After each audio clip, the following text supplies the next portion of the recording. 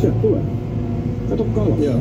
Sieltä tulee koko ajan. Niin Kalpa on hyvä verrokki monen muun paikkakunnan, koska se ei ole Helsinki. Helsingissä on massa.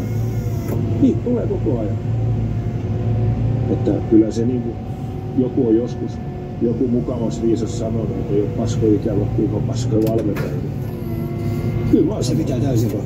Se on, joo, ja jos me ajatellaan Kalpaakin, mä tiedän aika hyvin, niin sielläkin on päivittämistä, ja sielläkin on paljon viilaamista, ne on koko aika ollut siinä aika lähellä.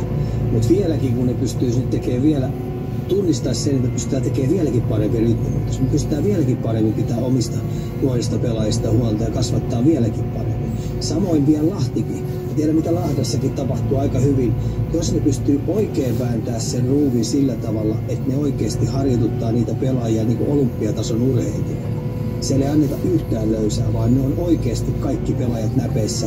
Ja kaikki pelikanssikin, nämä nuoret pelaajat, jotka on, ne tietää, että me yritetään tehdä teistä NHL-tason urheilijoita. NHL-tason. Se on eri juttu, jos teistä ei tule. Mutta ainakin teistä tulee helvetin kovia liigapelaajia. Kyllä. Mietipä tämmöistä esimerkiksi Espoo jossain vaiheessa. Jumalan kautta sieltä tuli pelaajia. Siis niinku, että jos tietystä paikasta tulee ja jostain ei saada millään, sehän on niinku... Mä oon nyt tossa oman pojan seurannut, niin esimerkiksi nyt mä oon katsonut Jokereiden toimintaa. Siellä on vähän, niinku sit mä seuraan tässä, missä oma poika on pelailu. Kyllä niin paljon edellä ollut. Ja nyt tehdään osakeantia ja mihin lyödään rahat junioreissa. Mihin siellä junioreissa? No uusia päätoimisia, ihan oikeesti niinku semmosia vetäjiä, jotka tietää. Mä olin Mikko Rantasen leirillä. Kun mä katsoin suu auki niinku, kun jätkä oli siinä oli Jokereitten tämmönen valmentaja 12 tuntia. Ja mä oon nähnyt niitä peliä aikaisemmin. Niinku pojajenkin pelasi vastaan. Mä katsoin niinku, Jumalan kautta on hyvä. Jätkä niinku sitten kun sä näet, että sulla on niinku homma näpässä. Sitten täytyy vielä ymmärtää se, että ei kaikista ole juniorilla. Ei musta olisi. Ihan pikkasti niinku. Mä tykkään käydä vähän, mutta sit siitä tulee se ongelma, että kun siellä on Lissu ja Sirpa ja Pasi, kaikki isit ja äitit, niin ei semmoista, että sä hulma. Siinä oli semmoinen kuulumus olo, että tää homma on näköistä. Niitä on tosi vähän. Se oli ensimmäinen, ketä mä näin meidän niinku, mun pojan niinku tässä lähtee. Se on pelannut 6 vuotta. Mutta kyllä se vähän tuurissa on iso. Kyllähän Espoo tuossa on pitemmän aikaa, niillä on tullut se uusi halli sinne. Siellä on luokkahuoneet, Espoo pystyy tuottaa. Että Salo ja Jussihan silloin aikoinaan oli iso ja sehän sai älyttömästi turhaakin paskaa. Eikä ison omaisuuden tulla espoolaisiin jääkiekkoon. Okei, se poltti miesten joukkueisiin älyttömästi. Jos se olisi nekin kaikki rahat pistänyt vielä sinne junnupuolelle, Espoo olisi ollut vieläkin. Mutta Espoohan voitti vuodesta toiseen A-junnut, B-junnut, C. Ne teki ihan järjetön määrä hyviä pelaajia. Et edelleenkin ei se ole sieltä mihinkään kadonnut ja edelleen ne yrittää saada nyt tuon edustusjoukkueen kautta, niin se junnuhan polku siellä on ollut jämäkkä. Mä oon itse nähnyt Espoota paljon, kun mä oon 06 kanssa ollut. Just äsken katsoin yhden erään, kun Suoniemi ja Hemming pelasi tuolla 06 joiden kanssa on paljon ollut tekemisessä. Oli kiva katsoa eka erää. En tiedä mitä on päättynyt, kun Kanada vastaan pelaa. Nyt mä oon 08 kanssa ollut aika paljon Espoon Bullsien kanssa. Siellä on hyvä tekeminen, hyvä meininki. Se joukkue on yhtenäinen ja niin se hyvä drive päälle. Ja nyt vaan perjantain, lauantai Tiian kanssa mennään tuonne Evuun. Mennään Evun toimintaan katsoa ja siellä on kuitenkin helvaten hyvä työntö Evussakin, että tuolla ympäri Suomea kyllä tehdään hyvin, että se on pientä viilausta vajaa että uskalletaan tehdä vielä paremmin.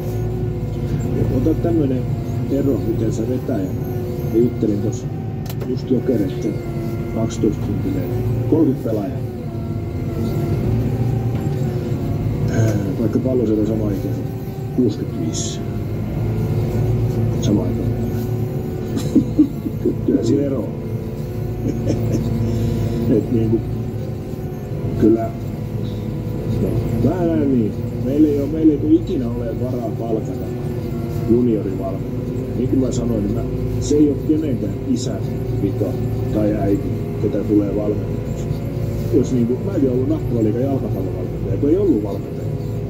Et saatiin joukkoja, niin mun piti mennä siihen. Mä ilmoitin heti, että mä en sit vielä jalkapalloa. Mutta laitetaan nyt liikaa. Mutta seuroilla iso vastuu kouluttaa ja valvoa sitä toimintaa, että se on semmoista. Siinä on se iso. mikä niin kuin mun mielestä on se kehityksen kohde.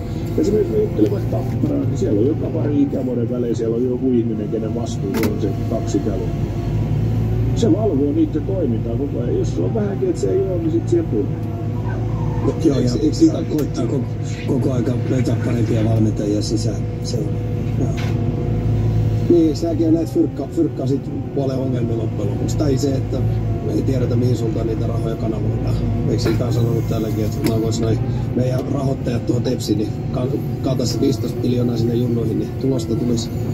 Siis niillä olisi, mä sanon ihan suoraan, että niillä olisi patsas tuolla, jos ne olisi sen, sanotaan nyt viimeinen 3 vuotta, mitä mä oon tässä nyt kattonut Palloseuraa, niin kun mä oon tuolla kentällä aika paljon pyörinyt, niin se on vedetty niin päin persettä se junnupuoli, ihan aikuisten oikeasti. Se näyttää tällä hetkellä tosi huonosti. Huonolta. Siellä on tosi huono ilmapiiri, siellä on vanhemmat vittuuntunut, siellä on pelaajat vittuuntunut. Ja ton laivan kääntäminen, että ne kääntää uudestaan sen, mitä se oli joskus 4 vuotta sitten tuo Palloseura, niin se kestää 4 vuotta. Se on tosi huonossa hapeessa. Ihan oikeasti meidän A-junnut, B-junnut tai TPS:n A-junnut, B-junnut, C-junnut joutuu yhden kentällisen ainakin hankkimaan aina ulkopuolelta, jotta ne pystyy oikeasti pärjäämään Suomen tasoisissa junnusarjoissa. Niin eihän se voi oikein olla. Ei.